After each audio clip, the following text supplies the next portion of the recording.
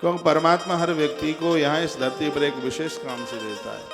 आपको भी भेजा है विशेष काम से, मुझे भी भेजा है विशेष काम से।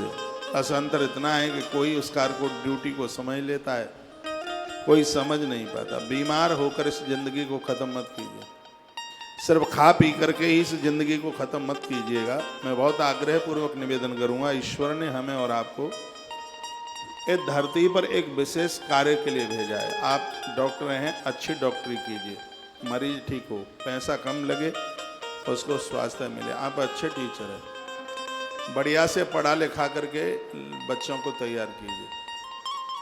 आप अच्छे सिपाही हैं, देश की, समाज के कल्याण के लिए उनकी सेवा में तत्पर खड़े रहिए। योग्य तो बहुत हैं धरती पर, लेकिन इस प्रकृति ने तुम्हें कुछ विशेष समझकर तुम्हें ये जवाबदारी दी। मुझे जवाबदारी है, मैं निभा रहा हूँ, आपको जवाबदारी दी है, आप भी निभाइए। धरती पर क्विंटलों का हम वजन डालते हैं, धरती माता को वजन नहीं लगता, लेकिन एक अकर्मण्य व्यक्ति धरती पर चलता है तो माँ मोटे मोटे आंसुओं से रोती है। अकर्मण्य उसे कहते हैं जो कुछ करता नहीं है। तमोगुण का व्याख्यान हमारे ग्रंथों में किया गया है, जो गुस्सा करता है। तमोगुण का व्याख्यान इतना ही नहीं है, जो लोग निठुल्ले पड़े रहते हैं, कुछ करते धरते नहीं है, सबसे बड़े तो तमोगुणी वही है। एक व्यक्ति को, एक बच्चे को पैदा करने के लिए एक माँ ने कितना कष्ट सहन किया। 9 मास उसे पेट में रखकर उसकी लातों का प्रार उसने झेला। एक बच्चे को बड़ा करने में एक पिता का कितना बड़ा संघर्ष है, भूखों रहा, उसकी पढ़ाई लिखाई सब कुछ कराया, और इतना होने के बाद में वो बच्चा मूर्ख निकल जाए। ये राजा भोज की बात मैं बता रहा हूँ। उनका ये सिद्धांत था, उनकी यह सोच थी का इतना कष्ट सहन करता हुआ एक पिता एक पुत्र का पालन करता है। इतनी कष्ट सहन करती हुई एक माँ गर्भ में उस बच्चे को धारण करती है। नारी जिस समय बच्चे को जन्म देती है उस समय उसे जितना कष्ट होता है, धरती में इतना कष्ट कहीं है नहीं। इतनी तकलीफ झेलती हुई वो एक बच्चे को जन्म देती है, और उसके बाद उसकी औलाद, उसकी संतान, उसका बच्चा मूर्ख रह जाए, अनपढ़ रह जाए, तो धिक्कार तो वहां के राजा के लिए। तो कहते हैं कि राजधर्म यह है, शिक्षा और स्वास्थ्य की कमी किसी के लिए आनी नहीं चाहिए। राजा सिर्फ अपने खानदान और बच्चों का नहीं होता, संपूर्ण राज सत्ता से जुड़ा हुआ प्रजा की हर संतान उसकी एक अपनी होती है। अपने बच्चों से भी ज्यादा स्नेह प्रेम वो अपनी प्रजा से करता है। तो ये कथा हमारे और आपके लिए भी है, और ये कथा हमें संदेश देती है। आप भी यहाँ धरती पर आए हैं, आप भी अच्छे कार्यों का विस्तार कीजिए। अपने अपने क्षेत्र में आप जो हैं उस क्षेत्र में विस्तार कीजिए। एक दिन मैंने निवेदन किया है, आप टीचर हैं, स्कूल से आपका रिटायरमेंट हो गया है, आदमी का काम कभी बूढ़ा नहीं होता। एक आध घंटे गरीबों के बच्चे को आप पढ़ा सकते हैं, आप क्लास ले सकते हैं। दूसरों के बच्चों को तो तुम क्या पढ़ा पाओगे, इतनी पढ़ाई करने के बाद आप अपने बच्चों को नहीं पढ़ा पाते। ये धरती पर एक माता हुई है जिसका नाम है मदालसा।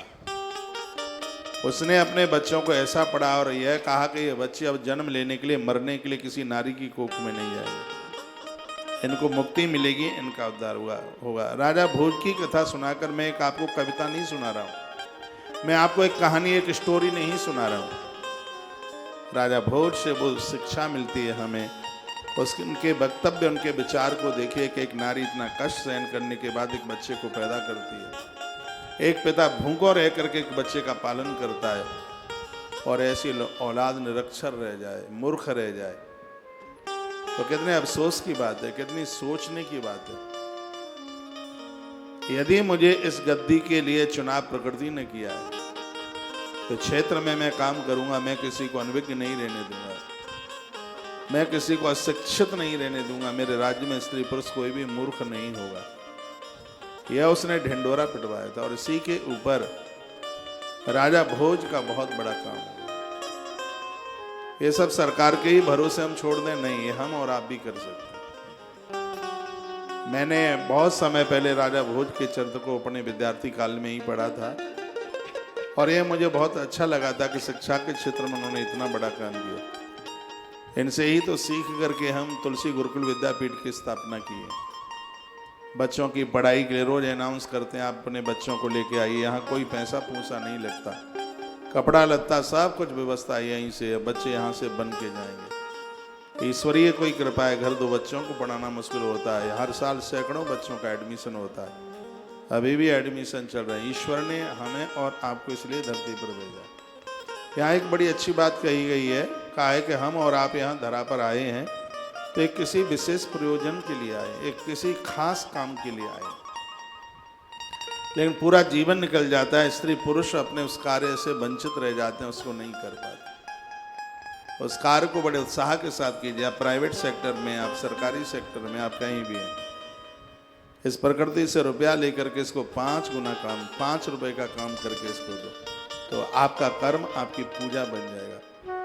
हमारा जीवन बढ़िया तो तभी है, कर्म हमारा अच्छा कुल के पाप को धोता है, हमारे कर्म बढ़िया हो, हमारा कार्य बहुत बढ़िया हो। अपने हाथों को इंद्र का हाथ बनाइए, जो हाथ कभी कोई बुरा नहीं करते, उन्हीं हाथों को जगन्नाथ का हाथ कहते हैं। जगन्नाथ का हाथ यानी उन हाथों को देवताओं का हाथ कहते हैं। इन हाथों को सेवा करते करते पवित्र बनाइए। इन हाथों से रिश्वत मत लीजिए, आप बड़े अधिकारी हैं तो इन हाथों से गलत सिग्नेचर मत कीजिए। अधर्मी और अन्यायी की फाइल के ऊपर अच्छेपन की आप कलम चला देते हैं तो उससे ज़्यादा तो अन्यायी आप हैं, उससे ज़्यादा तो अपराधी आप। ये नहीं होना चाहिए, कभी भी अपराधियों का संग न लें। ईश्वर ने बड़ी कृपा करी है और आपकी कलम में ताकत दी है, आपको एक ऐसी अच्छी जगह बैठाया है जहां आप ठीक से न्याय कर सकते हैं।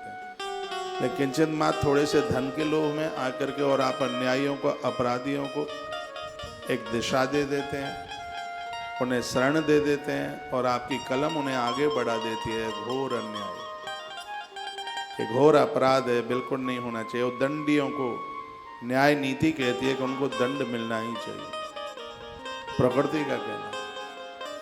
और दंडियों को उनके अन्याय का उन्हें दंड मिलना ही चाहिए। अच्छे सिपाही बनिए, अच्छे मिलिट्री वाले बनिए, अच्छे पुलिस वाले बनिए, अच्छे अभिभावक बनिए, अच्छे बनिए, जो भी कुछ बनते हो बढ़िया बनो, अच्छे बनो, ठीक से बनो। मैं राजा भोज की कुछ बातें आपके बीच में निवेदन कर रहा हूं, जिनका एक एक सूत्र हमारे जीवन को, हमारी जिंदगी को बदल देता है। हमारे इतने अद्भुत पुरखे हुए हैं, देखो कौन कौन किस कास्ट में हुआ कोई फर्क नहीं से पड़ता है, उसने समाज को दिया कितना है। इसलिए मैंने अग्रसेन जी महाराज की बात कथा आपको सुनाई, महाराणा प्रताप की कथा आपको सुनाई, भगवान परशुराम की कथा आपको सुनाई, और इन्हीं कथाओं में पूज्य स्वामी विवेकानंद जी महाराज जी की कथा, और उन्हीं कथा में बोलते बोलते आज 17 मई को तुलसीवन आश्रम से मैं आपको राजा भोज का राज्य शासन सुना रहा हूं। इस राजा का शासन काल कैसा था, अद्भुत था। पिता के लिए चिट्ठी लिखी, वहां कागज नहीं था, कलम नहीं थी। चाचा के लिए चिट्ठी लिखी, अपनी एक उंगली काट दी और खून से चिट्ठी लिखी गई थी। कागज नहीं था, पेड़ का एक पत्ता तोड़ा, उसके ऊपर पत्र लिखा। प्रकृति ने आज उस पत्र को भोज पत्र दे दिया। वो पत्ता इतना सिद्ध हो गया है, उस पत्ते के ऊपर कोई भी संस्कृत का मंत्र लिखकर देवताओं के सामने रख देते हो तो मंत्र सिद्ध हो जाता है। अब आप विचार कीजिए इस राजा का कितना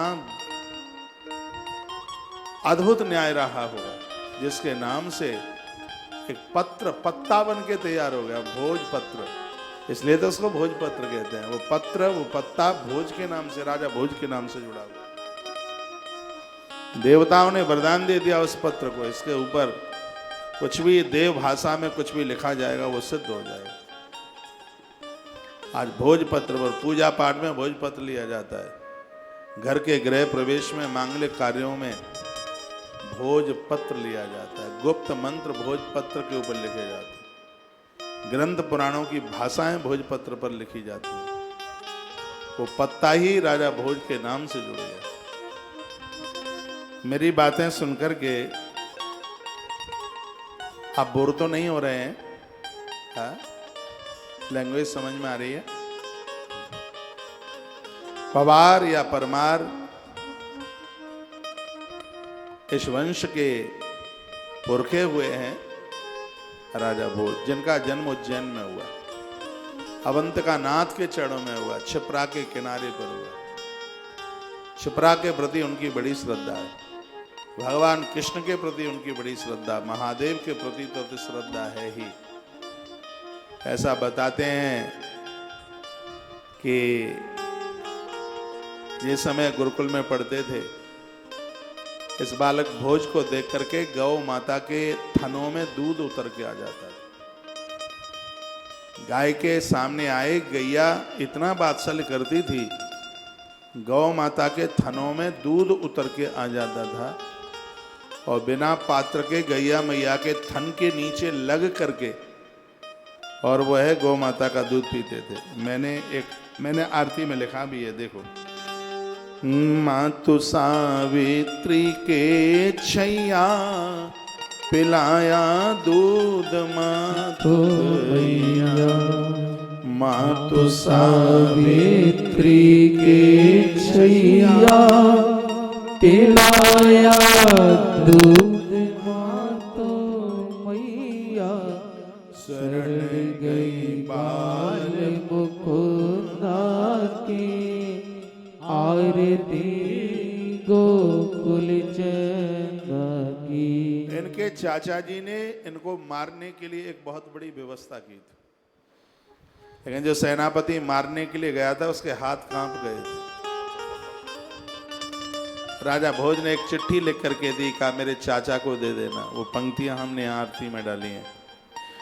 ज्ञान चाचा को तुम दीना, प्रजा को साक्षरी तुम्हें कीना, ज्ञान चाचा को तुम दीना, प्रजा को साक्षरी तुम्हें कीना, अवंतिका नाथ अनंता की, आरती गोकुल चंदा की, आरती गोकुल चंदा की, संग में मालविनंदा की, संग में मालविनंदा की, आरती गोकुल चंदा की। ऐसे राजा भोज की चर्चा हम पवित्र व्यासपीठ से सुन रहे हैं, उनकी चर्चा पवित्र व्यासपीठ से कर रहे हैं। भोज राजा ने अनेक पाठशालाएं खुलवाई। उस समय राजा भोज विद्वता में सर्वोपरि समझे जाते थे। धरती पर राजा की गद्दे पर बैठा हुआ ऐसा अद्भुत राजा था जो बहुत बड़ा प्रकांड विद्वान था, गुरुकुल में पढ़ाई की थी। धरा नगरी इंद्र की अमरावती नगरी के समान थी, इतना विकास था। ये वही धारा नगरी जिसे आज धार कहते हैं, आज भी उनके द्वारा स्थापित भगवान महादेव का मंदिर और 51 शक्ति पीठों में से एक शक्ति पीठ भी आज भी ये होगा, जिससे अब विद्यार्जन की सबकी इच्छा बलवती उठी। उन्होंने इतना बड़ा काम किया, बूढ़े बूढ़े लोग पढ़ने के लिए उत्साहित हो रहे थे। साक्षरता की सरता इतनी जोर से आगे बढ़ रही थी। राजा भोज के विषय में इतनी वार्ता कहकर अब उसकी उत्पत्ति आरंभ करते हैं। महाराजाधिराज विक्रमादित्य परमार के वंश के सिंधुल नाम के एक राजा हुए थे।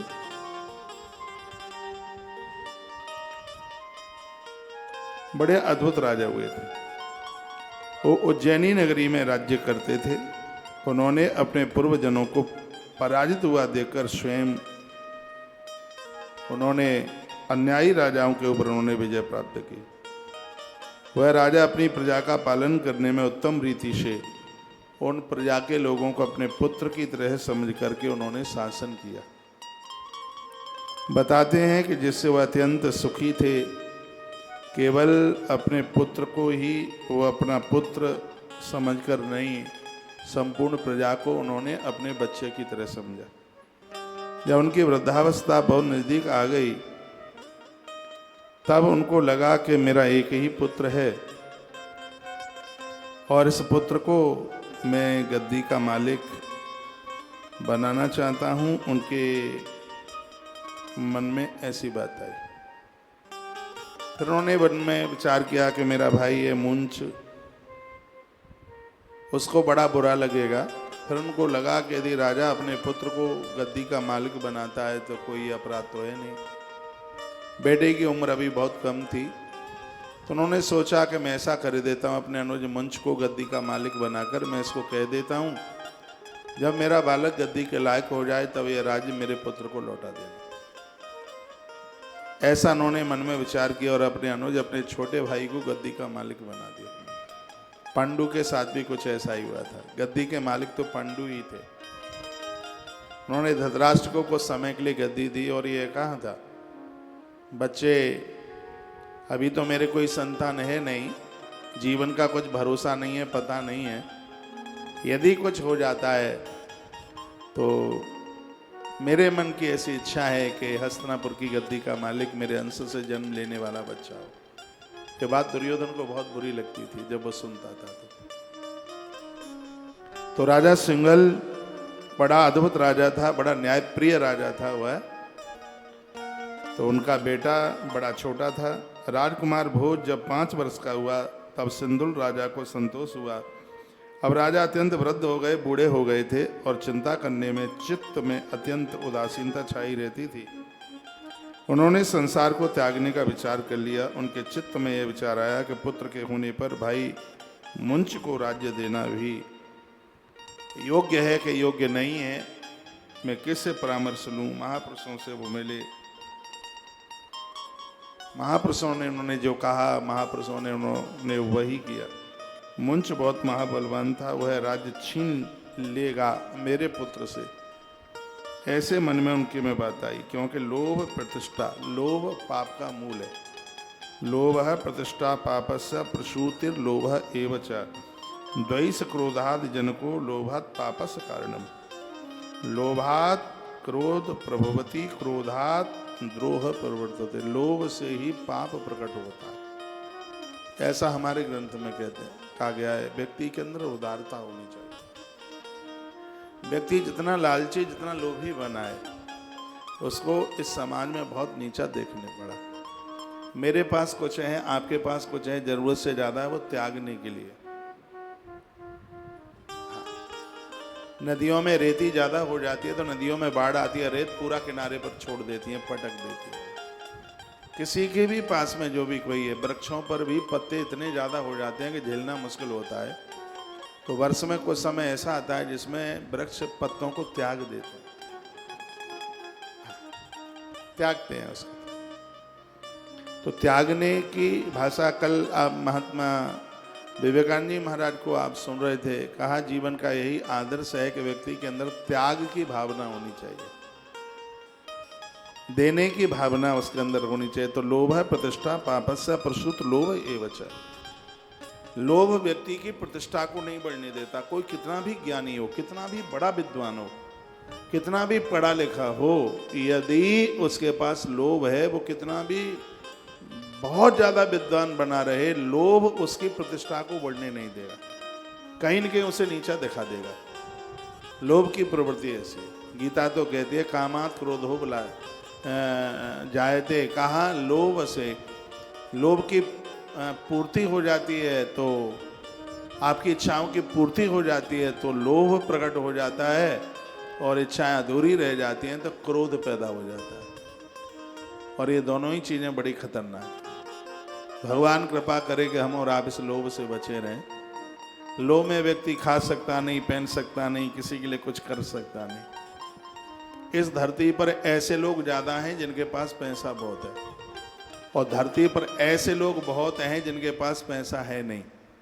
लेकिन अन्वेषण में, खोज में किया गया, बताया गया कि जिनके पास बहुत पैसा था वो धरती पर कुछ भी नहीं कर पाए, जिनके पास पैसा नहीं था वो धरती पर बहुत कुछ करके चले गए। क्योंकि जिनके पास धन था उनके पास लोभ की प्रवृत्ति थी, जिनके पास धन नहीं था उनके पास लोभ तो था नहीं, लेकिन प्रकृति ने कपाट खोल रखे थे। वो जहां जिनके पास में गए प्रकृति ने अपना कपाट खोला। उत्तर प्रदेश में बड़े एक अद्भुत महापुरुष हुए हैं, मदन मोहन मालवीय, बहुत अच्छे हुए। इन्होंने विश्वविद्यालय बनाया वाराणसी में, बहुत बड़ी यूनिवर्सिटी में। पैसा नहीं था, चंदा के लिए कलकत्ता गए, 1-1 रुपया लिया था उस समय। एक किसी सेठ के यहाँ गए, उसने उनकी झोली में जूता डाल दिया। उन्होंने कहा धन्यवाद है, कम से कम तुमने कुछ डाला तो सही। दूसरे दिन अखबार वालों को सबको बुलाया, कहा सेठ के जूतों की नीलामी होगी। वो बेचारा इतना भूखों मर रहा है, उसके पास कुछ रहा नहीं है, मुझे बड़ा रहम आ रहा है। अब उसके जूते बेच करके विश्वविद्यालय में लगाई जाएगा पैसा। उसको इतना अपना अपमान सूझा, उसे चरणों में आकर के गिर पड़ा। और उस समय बहुत समय हो गया है, उस समय उसने, उस टाइम की बात है, बहुत लंबा समय पहले उसने 1 लाख रुपया का, मैं प्रार्थना करता हूँ 1 लाख रुपया ले जाओ, मेरे जूते मुझे वापस दे जाओ। इतनी बड़ी त्याग की भावना मदन मोहन मालवीय, जहाँ से आज कितने बच्चे हर वर्ष पढ़ करके जाते हैं। आप पैदल घूम नहीं पाओगे, इतना बड़ा विश्वविद्यालय बना है। और वहाँ उन्होंने एक दूसरे विश्वनाथ के भी स्थापना की है। कभी आप काशी जाएं तो इस स्थान का आप दर्शन करके जरूर आइएगा।